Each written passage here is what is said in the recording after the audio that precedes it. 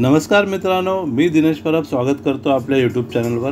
Part 1 पूर्ण पाहिल्याबद्दल खूप खूप धन्यवाद। आणि ज्यांनी हा पार्ट 1 नाही पाहिला आहे त्यांच्यासाठी मी डिस्क्रिप्शन बॉक्समध्ये लिंक दिलेली आहे, प्लस आय बटन मध्ये सुद्धा लिंक दिलेली आहे, तर त्यांनी जरूर पाहावं। या पार्ट मध्ये आपण भेटणार आहोत या फार्मचे मालक तुषार विष्णू म्हात्रे यांना। नमस्कार मंडळी, या फार्मचे जे ओनर आहेत ते तुषार म्हात्रे आपल्या बरोबर आहेत। ते आपल्याला काही माहिती देतील या त्यांच्या फार्म हाऊस बद्दल। खूपच सुंदर आहे, म्हणजे आता तुम्हाला मी रूम टूर तर मी तुम्हाला आधी दिली आहे, त्या संदर्भात ते काही डिटेल पण सांगतील की प्रत्येक रूम असा का बनवला गेलाय आणि त्यातलं टॉयलेट बाथरूम नॅचरल लाईटने वगैरे त्यांनी क्रिएट केलेलं आहे। तर सर तुम्ही जरा डिटेल सांगाल तर अति उत्तम होईल। नमस्कार, मी तुषार म्हात्रे। तुम्ही आला आहात इथे नेचर टच फार्म मध्ये।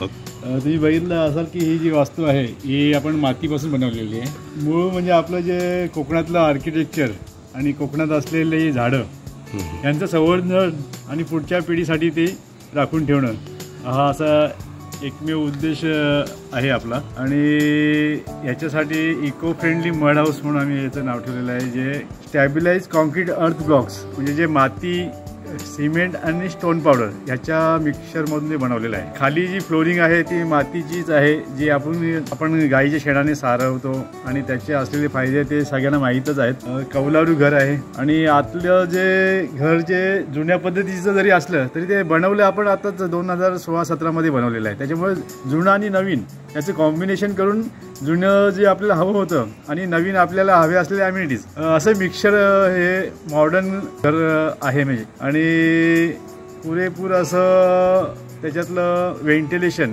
आणि लाईट घरामध्ये घेतलेली आहे। कमीत कमी लाईट आणि जास्तीत जास्त नेचरला जवळ घेऊन, म्हणजे काही बाधा न येता आणि आपल्याला जे टिकवणं म्हणजे कसं आहे की मेंटेन करायला सोपं पडायला पाहिजे आणि ज्याची मेंटेनन्स कॉस्ट कमीत कमी असायला पाहिजे, अशा पद्धतीचं हे घर आहे। हा टोटल एरिया किती असेल तुमचा, म्हणजे हे फार्म हाऊसचा? फार्म हाऊस आपला साधारण 7 एकरमध्ये पसरलेला आहे आणि त्याची डेव्हलपमेंट अशी काय एका वर्षात झालेली नाही। हा आपण 1997 साली फार्मची जागा आपण विकत घेतली आम्ही। तेव्हापासूनची डेव्हलपमेंट चालू आहे, आजपर्यंत चालूच आहे।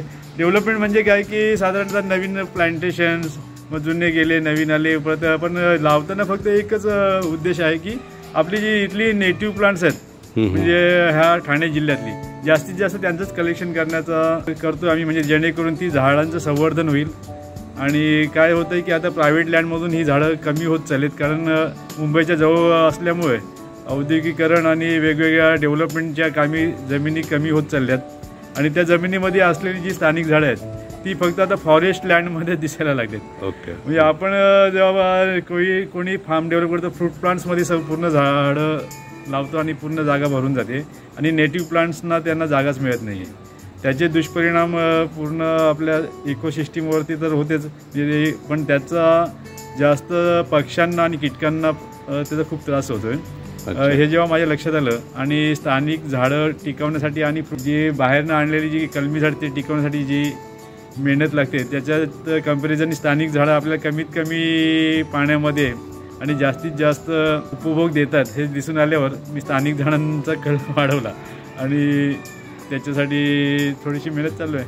अच्छा, मला दिसतं इथे आंबे आहेत, फणस आहेत, तर याच्या व्यतिरिक्त आणखी काय काय झाड आहेत? साधारण आता नावं घ्यायची झाली तर आपल्याला बराच वेळ त्याच्यावर डिस्कस करायला, कारण जवळजवळ आतापर्यंत माझी 70 ते 75 झाडांचं कलेक्शन झालेलं आहे। अच्छा, म्हणजे जी मूळ होती ती ठेवलेली आहे, पण जी माझ्याकडे नाही आहेत ती आणून आणि लावतो। आणि म्हणजे एक ट्री वॉचिंगसाठी जेव्हा कधी मी स्वतः फॉरेस्टमध्ये बऱ्याच वेळा गेलेलो आहे की झाडांची माहिती घेण्यासाठी, तर तेव्हा बराच दिवसभर कमी पडतो, त्याच्यामध्ये पण पूर्ण झाडं बघायला होत नाहीत।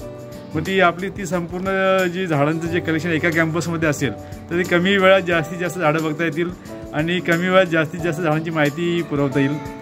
मुलांची एक स्टडी टूर होऊन जाते, मुलांची काय म्हणायला आता मोठ्यांची होऊन जाते, कारण आपल्याला फक्त एक जंगली झाडं म्हणून आपण त्यांच्याकडे संबोधतो आणि पुढे निघून जातो, पण ते जंगली झाड आपलं स्थानिक आहे आणि ती याची माहिती नसल्यामुळे आपण त्याच्याकडे दुर्लक्षित आहोत। माहिती जेव्हा झाड आपल्या जवळ असतं तेव्हा त्याच्याकडे बघून त्याची माहिती मिळते आणि मग त्याच्याकडनं बघण्याचा दृष्टिकोन चेंज होतो। नाही, ते बरोबर आहे, कारण ना जंगल ज्याप्रमाणे असतं ना, म्हणजे जिथे सगळी झाडं असतात, आता लोकांनी काय केलंय, आंबे लावायचे म्हणून सगळं जंगल तोडून फक्त आंबेच लावत आहेत, त्यामुळे खूप निसर्गाचा ऱ्हास होतोय। आम्ही तसंच केलेलं आहे, तुम्ही समोर बघत असलेला आंब्याची बाग आहे पूर्वी तिथे एक झाडी होती आणि ती काढून कलम लावली आणि मग त्याचे दुष्परिणाम आम्हाला 15 वर्षानंतर समजले आणि मग ते समजल्यानंतर तरी सुधारावं म्हणून मग तिथे थांबलो आणि मग नंतर पुढची जागा आहे आम्ही त्या दृष्टिकोनातूनच आता डेव्हलप करतोय. Very good. आणि जे कोणी गेस्ट येतील जे इंटरेस्टेड असतात त्यांना त्याची पूर्णपणे माहिती देतो आणि त्यांनी पुढे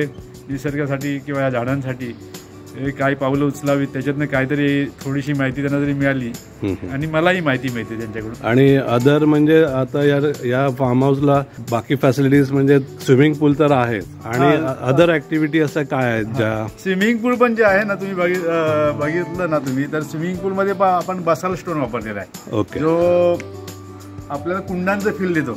ओके ओके. आणि आपण कुठेतरी नेचरमध्ये त्या फील्डमध्ये वावरतो कारण जेव्हा आपण त्या दगडावरच्या पाण्यामध्ये राहतो आणि टाईल्सच्या पाण्यावरती राहतो तर तो जो फील जो आहे स्टोनचा तो खूप फरक आहे त्याच्यामध्ये. म्हणजे तुम्हाला नॅचरली एखाद्या स्टोनवरती आणि असल्यासारखा भास होतो. अच्छा.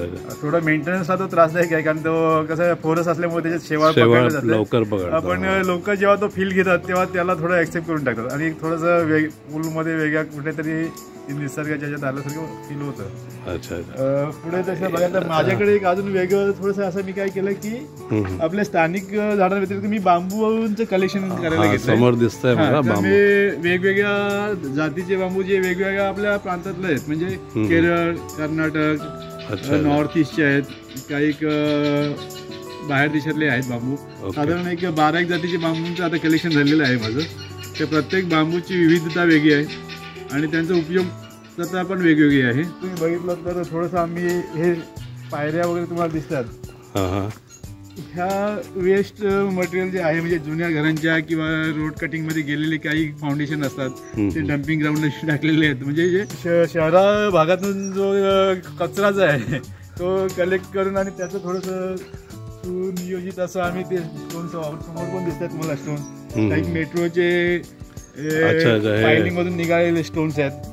काही कॉलेज मधून असे बाजूला कडक दगड काढलेले आहेत. अच्छा. ते आम्ही जे त्यांना नको आहेत बरोबर त्यांच्यासाठी ते वेस्ट आहे. त्यांच्यासाठी जे वेस्ट आहेत ते मी त्यांचा उपयोग करून घेतलेला. आपण इथे हा बसण्यासाठी वापरतो. बऱ्याचशा दगडी आहेत आम्ही पारांसाठी वापरलेले आहेत. Very nice. पोफळी पण आहे म्हणजे सुपारीची झाड आहे ती. आणि हे तुम्ही बघता की हे औदुंबराचं झाड आहे. समोर कलम आहे, सागवान आहे, पळस आहे, चिकू आहे, चिकूचं कलम पण आहे, बी पण आहे. एक समोर तिथे कोस्माचं झाड आहे जो कुसुम लॅक्ट्री म्हणून जातो जे ज्याच्यापासून लाख बनते ते लाखेचं झाड आहे. एक बाजूला रिठ्याचं झाड आहे, बकुळीचं झाड आहे, आवळा, हिरडा, बेहडा, रक्तरंजित. म्हणजे जी झाडं आपण एखाद्या ठिकाणी बघतो कुठेतरी गेल्यानंतर पण सगळ्यांचं मला वाटलं की सगळ्यांचं कलेक्शन केलं तर ते झाडं बघताना पण आपल्याला एक आपलं मन थोडंसं प्रसन्न होतं वेगवेगळी झाडं बघताना आणि अंतर्मन प्रसन्न झालं आपण उत्साही होतो आणि बस तेवढाच एक आनंद मिळतो की काही जे फिरताना आनंद आपल्याला बरे ते शब्दात दुसऱ्यांना सांगता येत नाही पण नक्कीच ते झाडांकडे बघता बघता पण आपण थोडंसं स्ट्रेस फ्री तरी होऊन जातो त्या क्षणापुरता तरी. की नक्की. Very good very good. म्हणजे आनंद ऍक्च्युली एंटर केल्यावरच एकदम नेचर मध्ये आल्याचा फील झाला जेव्हा एंट्री केली आपण त्याच वेळेला. तर व्हेरी नाईस. इकडे मी थोडंसं एक जास्वंदीचं पण कलेक्शन केलंय. अच्छा. की ज्यामध्ये आम्हाला वेगवेगळ्या प्रकारच्या जास्वंदी जिथे मिळाल्या त्यांचे थोडंसं आता फ्लावरिंग तर आता सध्या संपलेले आहे कारण समर सीझन सुरू झालंय. 1-2च एकाच जातीचं याच्यावरती आहेत. तर ह्या वेगवेगळ्या प्रकारचे मी जास्वंदींचे कलेक्शन केले. समोर तुम्ही वॉटर ॲपल्स बघताय. अच्छा. वॉटर ॲपल मध्ये पण एक रेड कलर आहे, व्हाईट आहे आणि पुढे पिंक आहे. म्हणजे जे मला 3 कलरचे वॉटर ॲपल्स मिळाले त्यांचे कलेक्शन केलंय. समोर हा एक येल्लो बांबू आहे जो चायनीज आहे. अच्छा. तुम्ही ती अशी एक फार्म टूर जेव्हा तुम्ही ट्री वॉशिंगसाठी निघाल एक डिटेलिंग मध्ये तुम्हाला एक 2 तासाची टूर तुम्ही जर फार्ममध्ये फिरलात सर्व झाडांची थोडीशी तुम्हाला वेगवेगळ्या प्रकारची झाडं तुम्हाला एका कॅम्पसमध्ये बघायला मिळतील. थोडंसं हे दिसत आहेत हे कृष्णकांता म्हणून आहे ती फुलपाखरांसाठी लागणारी जी झाडं आहेत. अच्छा. ती फुलपाखरांचं पण एक त्याच्यामुळे इथला जो त्यांचा वावर आहे तो वाढलेला आहे. त्यांना अट्रॅक्ट करण्यासाठी जी झाडं हवी आहेत ती लावलेली आहेत. पक्ष्यांची तुम्ही घरटी बघाल तर एक समोर तुम्हाला कौलांच्या कोपऱ्यामध्ये एक दिसते की घरटी दिसते. हे साधारण सप्टेंबर ऑक्टोबर मध्ये त्यांची घरटी आणि तिथं अंड्यांसाठी ते येतात. अच्छा. पण तेव्हा तुम्हाला मुनिया पक्षी इथे फार बघायला मिळतो. मुनिया, ती मुनियाचीच घरटी आहेत. ओके. मुनिया आहे आणि बुलबुल पक्षी. Okay okay. हे जरा चांगल्या प्रमाणात आहे तिथे. इकडे पक्ष्यांसाठी एक बेरीचं झाड आहे. स्थानिक भाषेमध्ये त्याला चिखली म्हणतात. असं वेगवेगळ्या ठिकाणी त्याचं नाव वेगळं असू शकतं. पण अशी बरीचशी बेरीची झाडं आहेत की जी एक संपल्यानंतर दुसरं चालू असतं, दुसऱ्याचं सीझन संपल्यानंतर तिसरं चालू असतं. त्याच्यामुळे पक्ष्यांना ही जी देशी झाडं जी म्हणतो आपण त्याचं ते कारण तेच आहे की प्रत्येक सीझनला त्यांना कुठलं तरी फूड प्लांट्स रेडी असतंच. म्हणजे एकाचं सीझन संपतो तेव्हा दुसरं असतं. म्हणूनच आपल्याला ती स्थानिक झाडांची गरज आहे की ज्याच्यामुळे जे पक्षी जे आहेत ते रोज आपल्याकडे असतील. ती झाडं जर सगळीच झाडं आपल्याकडे असतील तर त्यांना दुसरीकडे जायची गरज पडणार नाही. म्हणजे जंगलामध्ये म्हणजे जे गाव सोडून जंगलामध्ये गेलेत की गावाजवळच्या ज्या वाड्या होत्या, वाड्यांपासून पक्षी कमी झालेत, त्याचं मूळ कारण तेच आहे की त्यांचं अन्नच नाहीसं झालेलं आहे. अन्नाच्या शोधात त्यांना पुढे पुढे जावं लागतं. एक चाफ्याचं झाड असं फुललेलं आहे. हा कोकणातला स्थानिक आपला चाफा आहे. अच्छा. म्हणजे तुम्ही जंगलांमध्ये गेला तर हे चाफे तुम्हाला कुठे न लावता ऑटोमॅटिक बिना पाण्याने आणि पूर्ण उष्ण वातावरणामध्ये टिकून राहणारा चाफा आहे.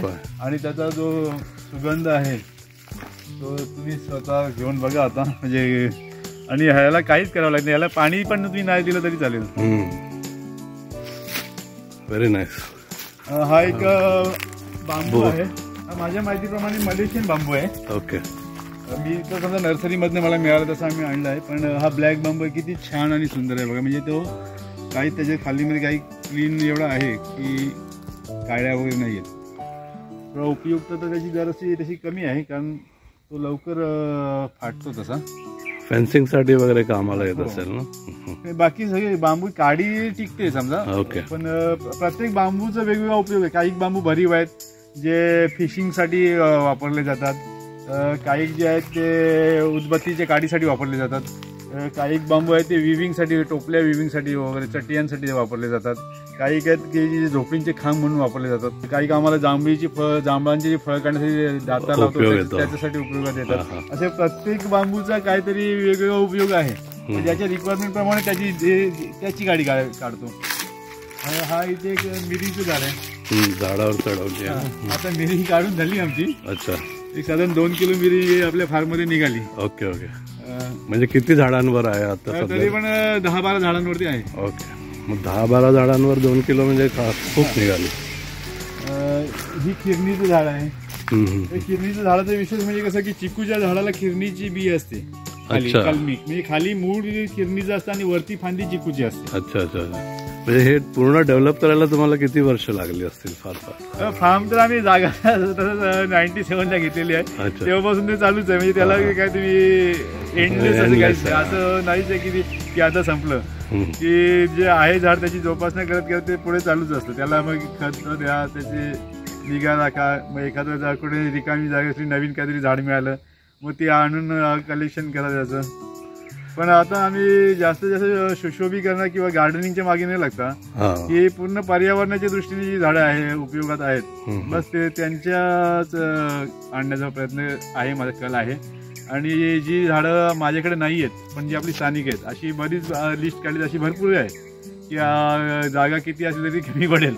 आता कल आहे की जरा त्याच्यातले एक दोन आणून आपल्या याच्यात फार्म मध्ये कलेक्शन करूया. नाही, नियोजन खूप छान आहे. म्हणजे जी मोठी म्हणजे जी लांब उंच वाढणारी झाड आहेत ना तुम्ही बॉर्डरला लावली. निरीक्षण मला फार अचूक दिसते कारण तुम्ही आल्यापासून जे काही इव्हन तुम्ही आणि तुमच्यामध्ये जे ग्रुपमध्ये पण काही ज्या स्त्रिया आहेत त्यांचं निरीक्षण पण मी ऐकलं की ते पण एकदा बारकाईनं एका कोपऱ्यामध्ये त्याची नजर राहते आणि त्याच्यावरती ते डिस्कशन करतात.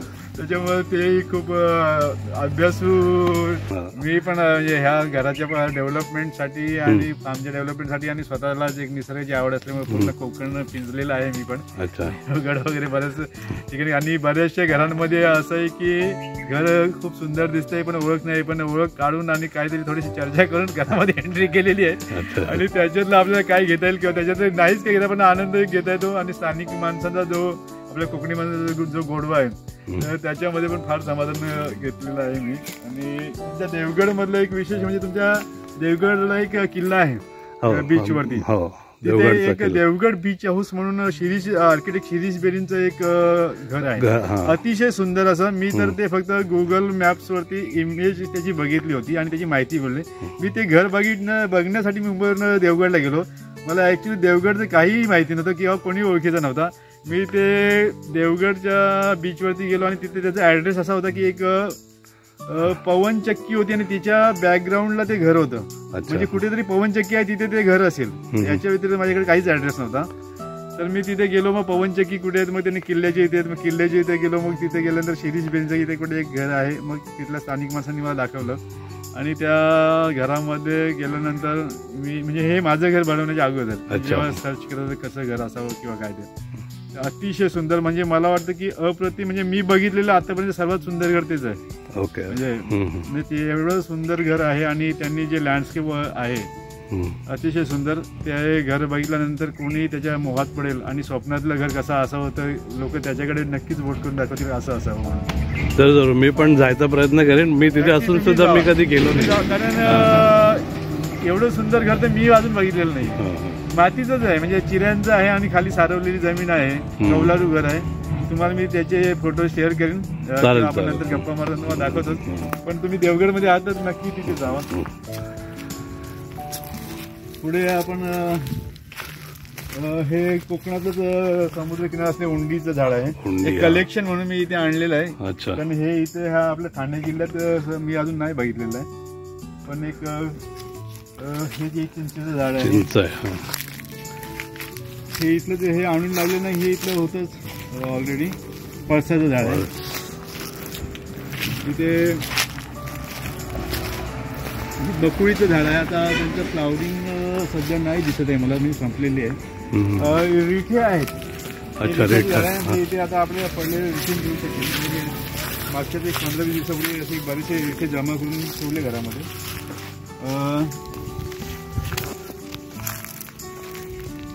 नाही, हे रिठेचं झाड आहे. चांगल्या प्रकारे रिठे लागतात त्याला. हे मगाशी तिथून दाखवलं कृष्णाचं झाड आहे. एक आपलं महाराष्ट्राचं स्टेट फ्लॉवर म्हणजे तामण, जे मला लावेपर्यंत माहिती नव्हतं की आपलं महाराष्ट्र स्टेट फ्लॉवर तामण आहे म्हणून. स्टेट फ्लॉवर मला पण नाही, आता तुम्ही सांगताय तर म्हणजे तेच आपल्याला काय, आपण त्याच्या कधी जवळ जात नाही आणि आपल्याला तेवढी माहिती एकदम डीप मध्ये जेव्हा जातो आपण वाचनामध्ये येतं तेव्हाच आपलं नॉलेज वाढतं. मग तेव्हा मला माहिती पडलं की हे आपलं महाराष्ट्र स्टेट फ्लॉवर आहे. मग ते लावलं मी इथे. आता फ्लॉवरिंग तर त्याचा आता सुरू होईल.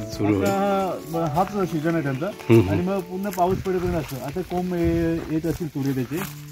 बऱ्याच आपल्या शहरामध्ये आता रोडच्या साईडला लावतात झाडं आणि आता तिकडे फ्लॉवरिंग सुरू झालेली आहे. पुढे एक बेहड्याचं झाड आहे, त्रिफळा चूर्ण. बेहडा आणि हा इथे हा छोटासा दिसतो, हा इरेडियाचं झाड आहे. तो बेड आणि आवळा एक असतो त्याच्यामध्ये त्रिफळा चूर्णामध्ये. आवळ्याची झाडं आमची पाठीमागे आहेत. ते समोर आपट्याचं झाड आहे आणि हा एक रक्तरंजित म्हणून आहे, रगत रोहिडा ही बोलतात मला वाटतं त्याला. त्याची साल उगाळून यकृताच्या आजारावरती पुढे ह्याची पूर्ण हिरवगार असं हरित झाड आहे ते. हा एक तुम्ही बांबू बघाल तर हा एक जो समोर एक बांबू दिसतोय ना, हा जायजेंट बांबू म्हणजे आपला भारतातला सर्वात मोठा बांबू म्हटलं तरी चालेल तो. इकडे नॉर्थ ईस्टला ह्याची हाईट 33 मीटर पण नोंद आहे. आणि जे तिकडे जे बिर्याणी किंवा बांबू बिर्याणी वगैरे जे असतात हॉटेल्समध्ये जे सर्व करतात ते ह्याच बांबूमध्ये, आणि त्याची कार्विंग करून बऱ्याचशा चांगल्या चांगल्या वस्तू बाजारात उपलब्ध असतात तिथे नॉर्थ ईस्टला. पुढे हे हिरवगार समोर दिसतंय सर्वात एसीचं झाड म्हटलं तरी चाललं आमच्या फार्ममधलं, की याच्या एवढा गारवा आम्हाला कोणीच देत नाही. करंजाचं झाड. तुम्ही पूर्ण फार्म फिरलात तर ह्या झाडाची जी सावली आहे ही जेवढी कूल आहे तेवढी कम्पॅरेटिव्हली दुसऱ्या कोणाचीच नाही आहे. जेव्हा मी असं एका फॉरेस्ट ऑफिसर देवरी साहेब आहे त्यांच्या असं बोलण्यामध्ये आम्ही आलो की हे माझं सगळ्यात थंड झाड, तर तेव्हा मला त्यांनी सांगितलं हे नाही, अजून एक झाड आहे की जे तुझ्या फार्ममध्ये नाही आहे. तर मी विचारलं कुठलं, तर ते म्हणाले की मला सीता अशोकाचं झाड, जे सगळ्यात सावली चांगली गार सावली त्याची, आणि जे रावणाच्या अशोकात, म्हणजे मला असं स्वतःलाच वाटलं मग कदाचित तेव्हाच रावणाने ती लावली असेल एसी म्हणून त्याच्या अशोकवनामध्ये. कारण आपण ऐकून की अशोकवनामध्ये सीतेला ठेवलं होतं. आणि मग त्या कल्पनेतून मी पण अशी माझी एक तिकडे जी तुम्ही मागाशी गेलात की बसण्याची एक जागा आहे तिथे शेड, मग तिथे सावली. मग मी अशी विचार केला की चला मग तिथे आपण सीता अशोकाची झाडं लावून त्याची सावली देऊया, म्हणजे तिथे गारवा मिळेल. आणि मग मी तिथे एक 4 झाडं ती लावली लावणीमध्ये, जेणेकरून ती सावली मला जिथे माझी सिटिंग अरेंजमेंट आहे तिथे मिळेल आणि मला गारवा मिळेल. एक नॅचरली एसी मला करूया तिथे. अजून एक हे एक झाड आहे कांडोळाचं. आपण डिंक लाडू मध्ये ज्याचा डिंक वापरतो ते हे कांडोळाचं झाड आहे, अतिशय सुंदर. आणि दुसऱ्या झाडांना त्याचं काहीच त्रास नाहीये. त्याची पानं वगैरे मला वाटतं पानगळ झालेली आता नवीन पाणी आता सुरुवात होईल, वसंत ऋतू आलेला आहे. पुढे जी आहे ती नागबेलीची पानं आहेत काढलेली आहेत. समोर एक टोळल्या जातीचे बांबू आहे ज्याच्यापासून अगरबत्तीच्या काड्या म्हणतात, जे मधलं समोर आहे. आणि या उजव्या हातावरती जे दिसत आहे ते एक चायनीज बांबू आहे, जे जास्त फर्निचरच्या उपयुक्त असतं ते, म्हणजे खुर्च्या आणि बेड्स असं काय काय बनतं त्याचं. पुढे फार ऊन आहे, त्याच्यानंतर संध्याकाळी आपण जाऊ तिकडे. चालेल. हा इथे हा एक लॉंगस पॅथिस म्हणून बांबू आहे हिरवा, जो विविंग साठी वापरतात, जास्त चटईया वगैरे बांधतात त्याच्यापासून. ही आंब्याची झाडं आता आमची 98ला लावलेली झाडं आहेत, म्हणजे आता 25 वर्षापेक्षा पूर्ण त्यांचं वय झालेलं आहे. आणि तुम्ही बघत असाल की आपण हे तुम्ही उजव्या हाताला जे बघता की आपली इथली नेटिव्ह प्लांट्स, आणि लेफ्ट साईडला जी कृत्रिम म्हणजे आपण कलम, तिकडच्या गारव्यामध्ये, म्हणजे आज आपण इथे फिरतोय आणि पुढे जावंसही नको वाटतंय की थांबा संध्याकाळी जाऊ. म्हणजे हाच फरक आहे की तिथे आंबे मिळतात गोड गोड खायला, पण फक्त माणसापुरतीच मर्यादित आहे. पण बाकी इतर पक्ष्यांसाठी किंवा कीटकांसाठी ते तेवढं उपयुक्त नाही आहेत ती झाडं. हे कुठले काय आहे, म्हणजे पायरी आहे की जास्त हापूस आहेत त्याच्यात, आणि थोडेसे 2-4 केशर आहेत. 1-2 झाडं माझ्या अशा रत्नाची आहेत, अतिशय सुंदर आंबा रत्ना. हे इथे डिके माईचं झाड आहे की जे नवीन दात असतात तेव्हा म्हणजे आजीचा बटवा जो असतो त्याच्यामध्ये ह्याचा डिंक असतो. त्या बटव्यामध्ये तिथे कावळा दिसतोय तुम्हाला पाणी प्यायला आलेलं आहे. तिथे एक असं खोलगट खड्डा आहे त्या दगडाला, जो तो दगडी आपला मेट्रोच्या याच्यातनं झालेला आहे. मेट्रो लाईनचे जे पायलिंग मधून जे स्टोन निघतात आणि ते वेस्ट होऊन ते डम्पिंग ग्राउंडला फेकून देतात. मी त्यांच्याकडनं कलेक्ट करून आणि ते आणलेले आहेत. त्याला असलेल्या खोलगट भागात आम्ही पाणी पिण्यासाठी त्याचा उपयोग आणला होता. त्याला पाणी पक्ष्यांसाठी पण काम, पक्ष्यांसाठी आम्ही पाणी भरतो. त्याच्यात आज संपलेलं आहे. असं थोडंसं ते रिस्की होतं, कारण काय होतं की जास्त पाणी भरलं पक्षी ते पडून अडकू शकतो. थोडंसं लहान पक्ष्यांना थोडी ती रिस्क होती, कारण त्यांना 1-1.5 इंचाच्यापेक्षा डेप्थमध्ये पाणी असलं ना की तिथे एक तुतीचं झाड आहे, ज्याच्यावरती सकाळी पक्षी चांगला ताव मारतात आणि त्यांची दिनचर्या इथूनच सुरू होते. आपल्याला जर कधी पक्षी बघायचे असतील तर अशी जे हे बेरीजवाली जी झाडं आहेत ती आपल्या घराच्या सभोवताली असतील, सकाळीच आपल्याला पक्ष्यांचं दर्शन होतं. त्याच्यातलाच हा एक तुतीचं झाड आहे. आता त्यांना थोडी थोडी सवय लागलेली आहे. लाल लाल आहेत ते छोट.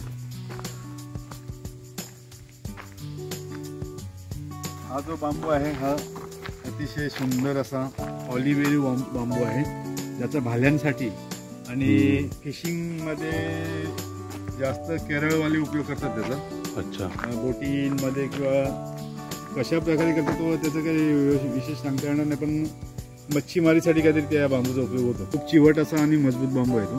हे आमचे रेन वॉटर, पावसाचं पाणी वाहून जाण्यासाठी गटर्स आहेत, ज्यांना कमीत कमी कॉन्क्रीट मध्ये आम्ही नॅचरल विटामध्ये आम्ही मातीचं गटर बनवून त्याला चिटकवलेले आहेत. फक्त खाली कुठलंही जेणेकरून पाणी पण खाली मातीत मुरलं पाहिजे जाईल आणि आपलं पर्पज सॉल्व्ह होईल. आणि तुम्ही रस्ता पण बघताय, आपण वेस्ट मटेरियल जे रॅबिट्स वगैरे आहेत, विटाचे तुकडे वगैरे पूर्ण याच्यात अंथरून आणि त्याला रोलर मारलाय. त्याच्यामुळे काय होतं की बरे पावसाळा जरी किती असला तर पाणी आपल्या गाड्या वगैरे येतात आणि त्या चिखल होत नाही. कुठल्याही प्रकारचं कॉन्क्रीट असं फिक्स कॉन्क्रीट नाही केलं की पाणी तिथून पुढे झालं तर पाणी कुठेही पडलं की तिथेच मुरलं पाहिजे आणि मग त्याच्यामुळे की झाडांची मुळं वगैरे कुठे बाधित होत नाही. पुढचे आमचे जे स्टेप्स वगैरे सगळे स्टोन्स आहेत की पेवर फ्री प्लान फार्म हाऊस आहे आपला. आणि घरामध्ये पण तुम्ही बघितलात तर कृत्रिम ट्रायल्स आम्ही वापरले नाही. प्लायवूड मिनिमाइज कुठेतरी जिथे रिक्वायरमेंट आली असेल तिथे. बेड पण तुम्ही त्या मातीचेच आहेत.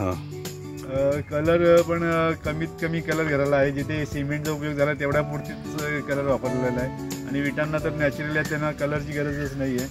थोडं मेंटेनन्स कसं कमीत कमी होईल या दृष्टीनेच आम्ही ते घर, म्हणजे आज बनवताना आमच्याकडे कमवतोय पैसे आहेत, उद्या मेंटेन करायची वेळ आल्यावर असं व्हायला नको की आता मेंटेन होत नाही आहे. कारण बरेचसे मोठे मोठे बंगलोजमध्ये तो आता प्रॉब्लेम दिसतोय की बांधताना बांधल्या अगोदरच्या पिढीने पण पुढच्या पिढीला ते आहे ते जोपासायला पण जमत नाही किंवा वेळ अभाव म्हणा किंवा त्याची जी रचना आहे ती उपभोग न घेता येत किंवा ते घराची साईज आणि घर शिफ्ट झाल्यामुळं गावची बरीचशी घरं ही चांगल्या प्रकारे मजबूत आहेत पण उपयोगात नसल्यामुळे त्यांचं मेंटेनन्स होत नाही. आणि अशी घरांकडे बघितल्यानंतर खूप वाईट वाटतं की हे घराची व्हॅल्यू काय आहे ती ज्यांनी बनवलं त्यालाच माहिती असते आणि जो त्याच्यात राहत असतो त्यालाच माहिती असते. म्हणजे त्याचे ओनर असं पण जर राहत नसतील तर त्यांनाही त्याची उपयुक्तता दिसून येत नाही आणि लवकर समजून सांगितले त्यांना पटत नाही. पण जेव्हा जो कैकेने बांधतो त्याला त्याची जाणीव असते आणि मग अशी घरं सांभाळायला पुढे कठीण पडतात. म्हणून की म्हणजे त्याचाच एक प्रयत्न केलाय मी की जो मेंटेनन्स फ्री असेल म्हणजे लेबर आहे त्याला. नाही, व्हेरी नाईस, व्हेरी गुड. येऊन तर खूपच आनंद झाला आम्हाला पण. आपलं हे जे घर आहे हे मी मेंटेनन्स फ्री म्हणजे आता हे मी सोलारवरतीच चालवतो. ओके. म्हणजे ह्या घराला मला लाईट बिल नाहीच आहे, झिरोच आहे. स्विमिंग पूल पण माझं पूर्ण सोलारवरती आहे आणि फक्त साफसफाईच हाच माझा त्याच्यामध्ये मेंटेनन्स आहे. म्हणजे माझं पाणी प्लॉटमधनंच घेतो मी, वापरलेलं पूर्ण प्लॉटमध्येच परत सोडतो. म्हणजे कुठेही गड्डे करून आपल्या प्लॉटमधून एक थेंबही पाण्याचं बाहेर जात नाहीये आणि एकही थेंब प्लॉटच्या बाहेर नाही. तर मला ज्याकडे कॅनलची सुविधा आहे, जे डॅमचं पाणी येतं, डॅमचं पाणीमध्ये माझ्या विहिरी आणि बोरवेल्सला रिचार्ज करून जातं. मग त्याच विहिरीचं आणि बोरवेलचं पाणी आपण वापरतो आणि परत जमिनीमध्ये सोडून देतो. म्हणजे आणि रेन वॉटर हार्वेस्टिंगची जी जशी पद्धत आहे त्याच पद्धतीने मी सोपपीट्स केलेले आहेत. वापरलेलं पाणी परत जमिनीमध्ये सोडतो. ओके. नाही, आणि ते तो मधला जो भाग आहे बंगलोचा तो तर खूप ब्युटिफुलच आहे. म्हणजे नॅचरल पावसाळ्यात हे कसं आहे की हे घराचं जे कॉम्बिनेशन आहे, मी स्वतः बरीचशी घरं फिरून आणि ज्या प्रत्येक घराचं थोडं थोडं काहीतरी घेऊन आलेलं आहे. म्हणजे वसई पासून तर पार आपल्या वेंगुर्ल्यापर्यंत आणि इकडे धुळ्यापासून औरंगाबाद पर्यंत विविध अशी घरांची थोडीशी म्हणजे जी जी चान्स मिळाला बघायची ती बघून आणि ती थोडीशी ऑनलाईन यूट्यूबवरती म्हणा गुगलवरती म्हणा जी माहिती म्हणून आणि आर्किटेक्ट बरोबर डिस्कशन करून सगळ्यांची जी माहिती होती ती स्वतः आत्मसात केली आणि त्याच्यातलं आपल्याला काय काय पॉझिटिव्ह थिंग्स आहेत त्या घेतल्या आणि त्याचं एक कॉम्बिनेशन करून असं एक घराची डिझाईन तयार केली. एखाद्याची ओटी आवडली, एखाद्याचं कोर्टयार्ड आवडलं, एखाद्याचं बाथरूमची फ्लोरिंग आवडली, कोणाचे दरवाजे आवडले आणि मग आपल्याला त्याच्यातनं काय साध्य करता येईल आणि जे आपल्याला बनवायला पण जमेल आणि आपल्याला परवडेल असं की सगळ्यांचे कॉम्बिनेशन करून ही घराची रचना केली. मी माहिती दिलात त्याबद्दल खूप धन्यवाद. आणि ही माहिती तुम्ही तुमच्या मित्र परिवारांना आणि पुढच्या पिढीपर्यंत पोहोचवा. जेणेकरून जो कोणी नवीन कुठे तुमच्या शेतावर गावी बांधत असेल तर जरा सस्टेनेबल म्हणजे पर्यावरणपूरक घरं बांधतील अशा दृष्टीने काहीतरी आपण त्यांना माहिती देऊया. आणि जी काही माहिती माझ्याकडनं हवी असेल ती मी तर नक्कीच देईन. जरूर. आणि कमीत कमी खर्चामध्ये आणि जास्तीत जास्त टिकाऊ आणि आनंद देईल अशी घरं बनवूया. तुम्ही इथे या तुमच्या मुलांना आणि इथून काहीतरी आपण एक स्टडी टूर, मी असं नुसतं एक पिकनिक म्हणून हे फार्म नाही आमचं, तर इथे आल्यानंतर काहीतरी थोडी स्टडी टूर होते. नेचर लवर्स आहेत ते काहीतरी मला ज्ञान देऊन जातात, त्याच्यातनं मीही काही घेतो आणि मला तसेच गेस्ट अपेक्षित आहेत. आणि इकडनं आल्यानंतर कमीत कमी मुलांनी निसर्गाकडे थोडीशी जरी त्यांचं 1% जरी ओढ वाढला तरी नक्कीच फार्मचं मी काहीतरी साध्य केल्यासारखं मला वाटेल. जरूर. तुमचा नंबर मी आपल्या डिस्क्रिप्शन बॉक्समध्ये शेअर करीनच. तर जरूर त्यांना तुम्ही कॉन्टॅक्ट करू शकता रिगार्डिंग या फार्म हाऊसच्या बुकिंगसाठी पण, आणि इथल्या जे काय नेचरबद्दल जी काय माहिती तुम्हाला हवी असेल तर तुम्ही घेण्यासाठी तुम्ही त्यांना कॉन्टॅक्ट करू शकता. तर खूप खूप धन्यवाद सर.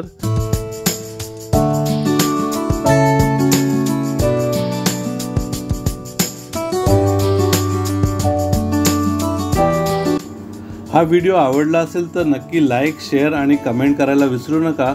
आणि जर चॅनलवर नवीन असाल तर सबस्क्राईब जरूर करा.